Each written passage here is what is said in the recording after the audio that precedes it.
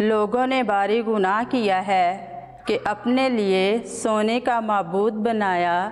آج کی ہماری پہلی تلاوت خروج کی کتاب 32ویں باب 15ویں سے 24ویں اور 30ویں سے 34ویں آیت مقدسہ۔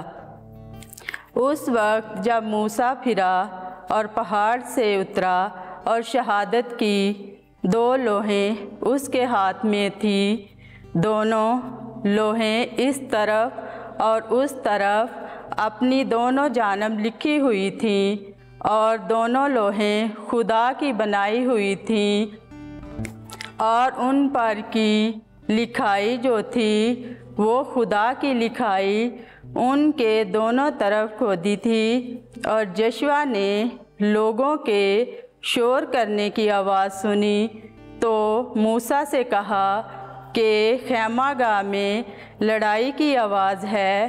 تو اس نے کہا کہ یہ فتح کا شور نہیں اور نہ شکست کا ہے، بلکہ میں گانے کی آواز سنتا ہوں۔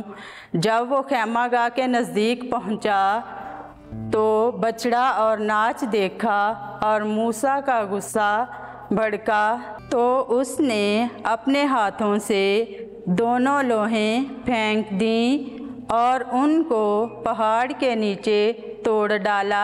تب اس نے بچڑے کو جو انہوں نے بنایا تھا لیا اور اس کو آگ میں جلایا اور پیس کر خاک کر دیا، اور اس کو پانی میں ڈالا اور پانی بنی اسرائیل کو پلایا۔ اور موسیٰ نے ہارون سے کہا کہ ان لوگوں نے تیرے ساتھ کیا کیا کہ تو نے ان کو ایسا بڑا گناہ کرنے دیا؟ ہارون نے کہا، میرے آقا کا غصہ نہ بھڑکے، تو لوگوں سے واقف ہے کہ یہ شریر ہیں۔ تو انہوں نے مجھ سے کہا کہ ہمارے لیے معبود بنا جو ہمارے آگے چلیں، کیونکہ یہ مرد موسیٰ جو ہم کو ملک مصر سے باہر نکال لایا، ہم نہیں جانتے کہ اس کو کیا ہوا۔ تو میں نے ان سے کہا کہ کس کے پاس سونا ہے؟ سو انہوں نے اسے لیا اور میرے پاس لائے، تو میں نے اسے آگ میں ڈالا اور یہ بچڑا نکل آیا۔ اور جب دوسرا دن ہوا تو موسیٰ نے لوگوں سے کہا کہ تم نے بڑا بھاری گناہ کیا ہے، اور اب میں خداوند کے پاس اوپر جاتا ہوں تاکہ اگر ہو سکے تو تمہارے گناہ کے لیے کفارہ کروں۔ اور موسیٰ خداوند کے پاس لوٹ گیا اور کہا، اے خداوند، ان لوگوں نے بھاری گناہ کیا ہے کہ اپنے لیے سونے کے معبود بنائے، اور اب یہ گناہ ان کو معاف کر، ورنہ مجھ کو اپنی کتاب سے جو تو نے لکھی ہے مٹا دے۔ تب خداوند نے موسیٰ سے کہا کہ جس نے میرا گناہ کیا ہے اسی کو میں اپنی کتاب سے مٹا دوں گا، اور اب تو جا اور لوگوں کو جہاں میں نے تجھ سے کہا ہے لے چل۔ دیکھ، میرا فرشتہ تیرے آگے آگے چلے گا، اور انتقام کے دن میں ان سے ان کے گناہ کا مطالبہ کروں گا۔ پاک کلام کے پڑھے اور سنے جانے پر خدا کی برکت ہو۔ زبور 106۔ جماعتی جواب: خداوند کا شکر کرو کیونکہ وہ نیک ہے۔ انہوں نے حوریب پر ایک بچھڑا بنایا اور سونے کی ڈھالی ہوئی مورت کی پوجا کی، اور انہوں نے خدا کے جلال کو گھاس کھانے والے بیل کی شکل سے بدل ڈالا۔ جماعتی جواب: خداوند کا شکر کرو کیونکہ وہ نیک ہے۔ وہ اس خدا کو بھول گئے جس نے ان کو بچایا تھا، اور جس نے مصر میں معجزے کیے تھے، یعنی حام کی سرزمین میں عجائبات اور بحیرہ کلزم پر تعجب انگیز کام کیے۔ جماعتی جواب: خداوند کا شکر کرو کیونکہ وہ نیک ہے۔ اور وہ کہنے لگا، میں ان کو فنا کر دیتا اگر میرا برگزیدہ موسیٰ میرے حضور شفاعت نہ کرتا۔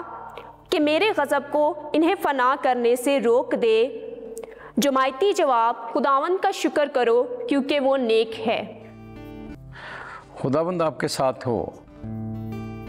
انجیل مقدس متی کے مطابق اے خداوند تیری تمجید ہو۔ 13واں باب 31ویں سے 35ویں آیت۔ رائی کا دانہ ایک بڑا پودا بن جاتا ہے اور آسمان کے پرندے اس کی ڈالیوں پر بسیرا کرتے ہیں۔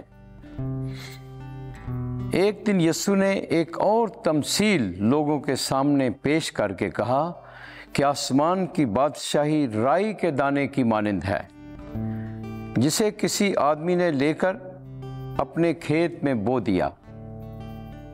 وہ سب بیجوں سے چھوٹا تو ہے، لیکن جب بڑھ جاتا ہے تو سب ترکاریوں سے بڑا اور ایسا پودا ہو جاتا ہے کہ آسمان کے پرندے آ کر اس کی ڈالیوں پر بسیرا کرتے ہیں۔